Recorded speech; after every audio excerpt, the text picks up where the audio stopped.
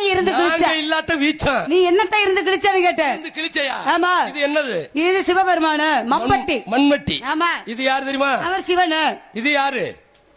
அது சக்தி. சக்தி. ஆமா. சிவன் எப்படி இருக்காரு?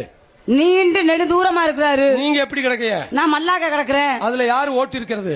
சிவபெருமான் ஓட்டுறாரு. நாங்க ஓட்டுனாத்தே உங்களுக்கு அவர் நல்ல மனுஷன், சக்தியை வச்சு ஓட்டுறாரு. நீ எவ்வளவு வச்சு ஓட்டுறான்னு யாருக்கிட்ட தெரியும்? நீ சித்தாளு. நீ கொத்தனாரு. ஆமா. கொத்தனார் எப்படி இங்க இருப்ப? எப்படி இப்ப மேல நிப்ப தூக்குண்டோட 3. ஆமா. மட்டக்கம்பு கரண்டி தூக்குண்டு 3ஓட நிப்ப. நீ ஒரு சாமான். நான் சித்தாளி என் சட்டியை எழுந்துக்கிட்டு உன் குண்டா பாத்துக்கிட்டே நிப்பேன். குண்ட பாத்துக்கிட்டே நிப்பையா? தூக்குண்டியா? நீ எத்தனை குண்ட பாத்து? இதுவரை கணக்கு வழக்கு இல்ல. கணக்கு வழக்கு இல்ல. ஆமா. அப்ப ராமதாஸ் எத்தனாவது புருஷன்? அது 45வது புருஷன். 44 பேரை கொண்டிருக்கா. 50வது புருஷன். நீ மாட்டி மண்டைய போட்டுருவ. சொல்லு. ஏங்க என்னைக்கா வச்சிருக்க பாரு அட்டியாடு உனக்கு. மண்டைய போடத்தான் போறோம்.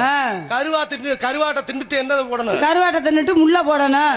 மண்டையத்தான் போடணும். மண்டையதான் போடணும். மண்டையோட திங்கிற மனுஷன் கிடையாது. உனக்கு என்னையா பிரச்சனை? இப்ப உங்களுக்கு என்ன? சபை அறிந்து பேசு, சமயம் அறிந்து பேசு. சில நேரத்தில் பேசாமல் இருந்து பழகுன்னு இருக்காங்க. சொல்லிருக்காங்கல்ல. ஒரு ஆம்பளை தண்ணி வாச போயிருக்கல. தண்ணி வாச போ. எங்க அப்பாவும் உங்க அம்மாவும் கூட பிறந்தவங்க தானே? ஆமா. நீ என்ன செஞ்சிருக்க? என்ன செய்யணும்?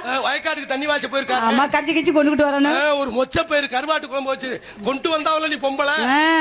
நல்லா ஓச்சிலேயே தின்னுபுட்டு மொச்ச பயிரையும் கருவாட்டு குழம்பையும் தின்னுபுட்டு ஏன் வயல்ல உழுவாம அடுத்த வீட்டு பொம்பளை வயல்ல போய் உழுதுபிட்டு வந்துடுற. நீ சவடால் பேசுறியாக்கு மொட்டை சவடால்.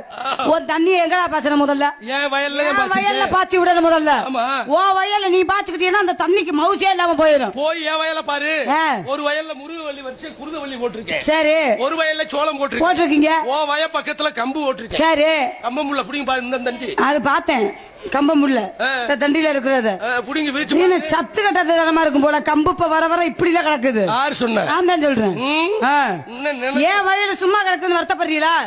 என் வயல்ல எப்ப போடணுமோ அப்பத்தான்